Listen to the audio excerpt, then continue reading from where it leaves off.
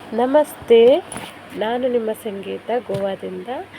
ತುಂಬ ದಿವಸ ಆದಮೇಲೆ ವಿಡಿಯೋ ಮಾಡ್ತಾಯಿದ್ದೀನಿ. ಶಾಪಲ್ಲೇ ಕೂತಿದ್ದೀನಿ. ಊಟ ಆಯಿತು.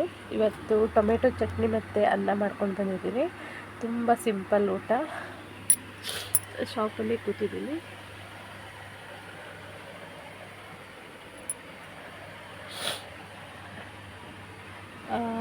ಆರೋಗ್ಯ ಸಹಿತ ಚೆನ್ನಾಗಿಲ್ಲ, ಆದ್ರೂ ಶಾಪ್ ಓಪನ್ ಮಾಡಲೇಬೇಕು. ಡೈಲಿ ಮಾಡ್ತಾಯಿದ್ದೀನಿ. ಯಾಕೋ ಗೊತ್ತಿಲ್ಲ, 3-4 ಮಂತ್ಸಿಂದ ಇದು ಅಲರ್ಜಿ, ಸರ್ದಿ ಅಂದರೆ ಥಂಡಿ ಅಂತಾರಲ್ಲ, ಅದಿರ್ಬೋದು, ಗೊತ್ತಿಲ್ಲ. ಇಂಗ್ಲೀಷ್ ಮೆಡಿಸಿನ್ ಮಾಡಿ ಸಹಿತ ಕಮ್ಮಿ ಆಗಿಲ್ಲ. ಇವಾಗ ಹೋಮಿಯೋಪತಿ ಮಾಡ್ತಾಯಿದ್ದೀನಿ. 3 ತಿಂಗಳು ಕೋರ್ಸ್ ಮಾಡಲಿಕ್ಕೆ ಹೇಳಿದ್ದಾರೆ. ನೋಡುವ. ಈಗ 1 ವಾರ ಅಷ್ಟೇ ಆಯಿತು. ಜಸ್ಟ್ ಅಚಾನಕ್ ಈ ರೀತಿ ಆಗುತ್ತೆ. ಮತ್ತು ಸೀನ್ ಬರೋದು ಅಂತಾರಲ್ಲ, ಅದು ಒಂದ್ರ ಬೆನ್ನಿಗೆ ಒಂದು ಬರ್ತಾ ಇರ್ತದೆ. ಮತ್ತು ಹೆಡ್ಡೇಕು, ಗೊತ್ತಿಲ್ಲ ಏನಾಗುತ್ತೆ ಅಂತ. ಈ ರೀತಿ ಅವ್ರು ಹೇಳ್ತಾರೆ ಡಸ್ಟು, ಕೋಲ್ಡು, ಈ ರೀತಿಯಿಂದ. ಕೋಲ್ಡ್ ಅಂತೂ ನಾನೇನು ಕುಡಿಯೋದಿಲ್ಲ.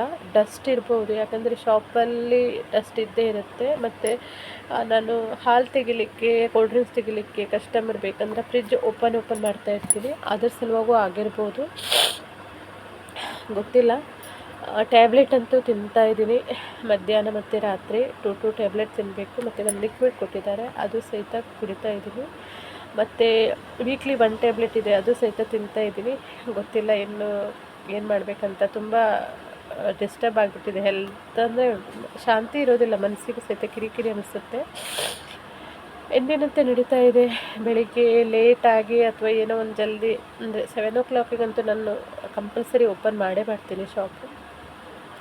6:30 7 o'clock ಹಾಗೆ ಓಪನ್ ಮಾಡ್ತೀನಿ. ಹಾಗೆ ನಡೀತಾ ಇದೆ. ಮನೆ ವಿಚಾರ ಹೇಳಿದ್ದೀನಿ. ಮನೆ ನೋಡಿಕೊಂಡು ಎಲ್ಲ ಬಂದೆ.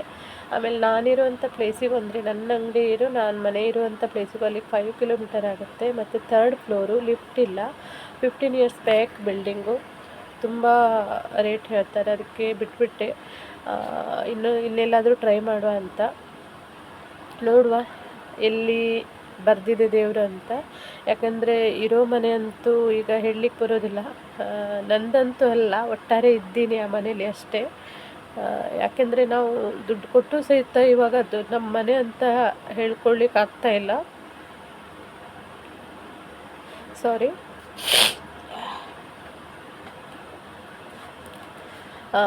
ಹಾಗೆ ನಡೀತಾ ಇದೆ. ಓಕೆ, ಕಸ್ಟಮರ್ ಸಹಿತ ಇದ್ದಾರೆ. ಯಾಕೆಂದರೆ ಇಲ್ಲಿ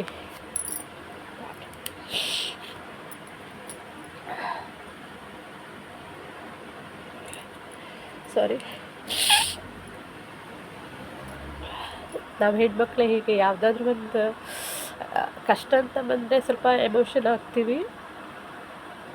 ಅಷ್ಟೇ ಸ್ಟ್ರಾಂಗ್ ಸಹಿತ ಇದ್ದೀವಿ. ಯಾಕೆಂದರೆ ಒಂದು ಹೆಣ್ಮಗು ಯಾರದೇ ಆಶ್ರಯ ಇಲ್ಲದೆ ಫ್ಯಾಮಿಲಿ ಸಹಿತ ಮೇಂಟೆನೆನ್ಸ್ ಮಾಡ್ಕೊಂಡು ಹೋಗ್ತಾಳೆ. ಹಾಗೆ ಪ್ರಾಬ್ಲಮ್ ಬಂತು ಅಂತ ನಾವೇನು ಹಿಂದೆ ಸರಿಯೋದಿಲ್ಲ ಇಷ್ಟೇ. ಆದರೆ ಹೆಣ್ಣು ಅಂದಮೇಲೆ ಎಮೋಷನ್ ಆಗೋದು ಸಹಜ. ಇಷ್ಟೆಲ್ಲ ಆಗ್ತಾಯಿದೆ ಜೀವನದಲ್ಲಿ. ನೋಡುವ ಹೇಗೆ ಏನು ಅಂತ. ಶಾಪಲ್ಲಿ ಸಹಿತ ಏನು ಪ್ರಾಬ್ಲಮ್ ಇಲ್ಲ. ಈಗ ಅಗ್ರಿಮೆಂಟ್ ಸಹಿತ ಆಯಿತು.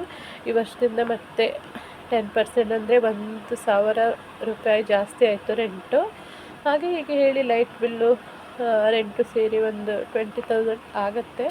ಓಕೆ, ನಡೀತಾ ಇದೆ. ದೇವ್ರು ಇಷ್ಟು ಕೊಟ್ಟಿದ್ದಾನೆ, ಸಾಕು. ಇನ್ನೊಬ್ರಿಗೆ ನಾನು ಸ್ವಲ್ಪನಾದರೂ ಹೆಲ್ಪ್ ಮಾಡುವಂತಹ ಶಕ್ತಿನೂ ಕೊಟ್ಟಿದ್ದಾನೆ, ಅದೂ ಓಕೆ. ಹಾಗೆ ನನ್ನ ಮಗಳಿಗೆ ಓದಿಸ್ಲಿಕ್ಕೆ, ದಿನ ನಾವು ತಿನ್ನಲಿಕ್ಕೆ, ಅದಕ್ಕೇನು ಕಡಿಮೆ ಇಲ್ಲ ನಮಗೆ ದೇವರ ಇದರಿಂದ, ಆಶೀರ್ವಾದದಿಂದ. ಹಾಗೆ ತುಂಬ ದಿವಸ ಆದಮೇಲೆ ವಿಡಿಯೋ ಮಾಡ್ತಾಯಿದ್ದೀನಿ.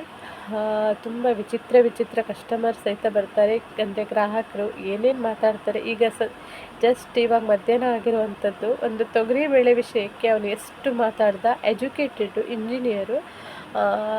ಹಾಗೆ ಹೀಗೆ ಇಲ್ಲಿ ಬೇಕಾದ್ರೆ ಅಂದರೆ ಒಳ್ಳೆ ಮಾಲ್ ಬರೋದಿಲ್ಲ. ದುಡ್ಡು ಕೊಟ್ಟರೆ ಎಲ್ಲಿ ಒಳ್ಳೆ ಮಾಲ್ ಸಿಗೋದಿಲ್ಲ, ಎಲ್ಲ ಸಿಗುತ್ತೆ. ಅದರಲ್ಲಿ ಕ್ವಾಲಿಟಿಗಳಿರುತ್ತೆ, ಹೈ ಕ್ವಾಲಿಟಿ, ಸೆಕೆಂಡ್ ಕ್ವಾಲಿಟಿ ಅಂತ.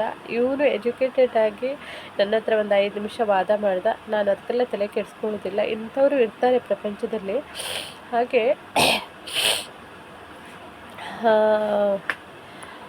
ಅಂಗಡಿ ಅಂದರೆ ಈ ಥರ ಶಾಪಲ್ಲಿ ಸ್ವಲ್ಪ ಬ್ರೈನ್ ಸ್ಟ್ರಾಂಗ್ ಆಗಿರಬೇಕು. ಅಂದರೆ ಒಂದೊಂದು ಗ್ರಾಹಕರು ಒಂದೊಂದು ರೀತಿ ಇರ್ತಾರೆ. ಒಬ್ಬರು ಒಳ್ಳೆಯವರು ಇರ್ತಾರೆ, ಒಬ್ಬರು ಕಿರಿಕಿರಿ ಇರ್ತಾರೆ. ಇದೆಲ್ಲ ಮ್ಯಾನೇಜ್ ಮಾಡಬೇಕು. ನನಗೂ ಒಂದೊಂದು ಸಲ ತುಂಬ ಕೋಪ ಬರ್ತದೆ. ಆಮೇಲೆ ಅದು ಕೋಪ ನಾನೇ ಕಂಟ್ರೋಲ್ ಮಾಡ್ಕೊತೀನಿ. ಹಾಗೆ ನಾನು ಶ್ರಾವಣದಿಂದ ಗಣೇಶ ಹಬ್ಬ ಮುಗಿಯೋ ತನಕ ವೆಜ್ಜೇ ಇತ್ತು. ಇವಾಗ ಒಂದು 2-3 ಡೇಸ್ ಅಂದರೆ ಸಂಡೇ, ಗುರುವಾರ ಈ ರೀತಿ ನಾನು ತಿಂದೆ. ನಾಳೆ ಒಂದು ದಿವಸ ಇದೆ ನಾನ್ ವೆಜ್ ತಿನ್ನಲಿಕ್ಕೆ ಟೈಮು.